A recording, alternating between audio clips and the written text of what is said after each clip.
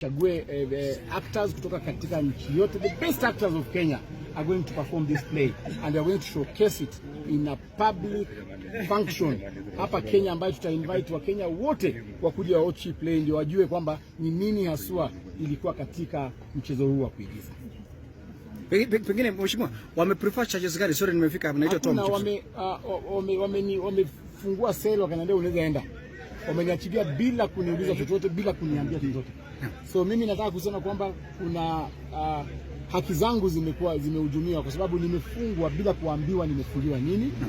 Kama ni Airbnb najua ni hapa niko na watu wengi wangenipatia mahali pa kulala. Kabisa. Lakini kama ni mahali hoteli najua hapa kuna hoteli nyingi na wamekufikisha hapa leo. Kama ni marafiki niko nao wengi. Hata ningeenda hapa kwa Gideon ningelala. Ningeenda hapa mahali pengine ningelala. Ningeenda kwa Kibet ningelala. Kwa Cleo, huyu anaitwa Cleo kama mimi. Ningelala. So kunifungia katika cell na usiniambie makosa yoyote. Umeninyima chakula usiku mzima, umeninyima maji, umesema kwamba siwezi ona kama mtu yoyote. Umenyimwa malazi. Nimesema hayo yote tumeacha. Tunasema we are focused to ensure that Echoes of War is performed before a Kenyan audience. Thank you. Kwa tamthilia, pengine kwa tamthilia hii hakuna mtu ameniuliza swali lolote.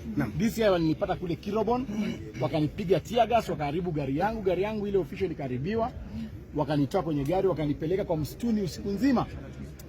Mpaka sasa hivi wakanileta hapa saa 6 usiku. So nilikuwa kutoka hapa na ngoja ile ambayo wakili wangu watafanya, na hiyo nitaachia wakili wajue ile chakwa. Mimi niko na concentrate kwamba Echoes of War ni lazima ipafomiwe. Mambo ya mawakili nitaachia mawakili. Naam. Mheshimiwa, kwa tamthilia hii Art of War kama mwandishi ni kama kioo cha jamii na vile vile ni swala hili limekwasa waandishi wa habari ambao waliumia jana jioni kupigwa tear gas. Mimi swala hili unachukulia vipi mheshimiwa? Kwanza kabisa ningependa kukashifu, nilikuwa na wale wanahabari ambao pia hao inafaa washerekewe kama mashujaa.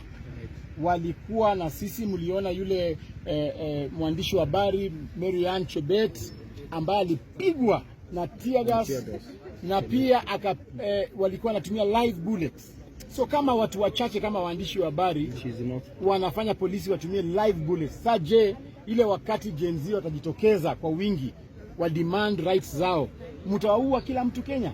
So ningependa kwamba polisi pia wakuwe na tolerance kidogo na wajue kwamba katiba yetu inaturuhusu kujiexpress, katiba yetu pia inalinda wale journalists. So ningependa kukashifu those police officers wenye walipiga journalists wetu ambao walikuwa na cover hii event jana, na tuhakikishe kwamba haki imetendeka katika hao journalists. Wale wanafunzi ambao wa Butere Girls katika ile performance yao kwenye shughuli hile walitoka na wakaimba wimbo wa taifa, pengine hawakupata nafasi ya kuimba ile Art of War. Pengine unachukulia haje na swala hili ya kuimba wimbo wa taifa imekuwa vipi? Wakili wangu atatuambia jinsi vile tutatoka hapa, tutarudi kwenye High Court. Bado drama festivals haijaisha na tunataka tuhakikishe kwamba koti imeshurutisha kwamba hiyo play ni lazima iperformiwe.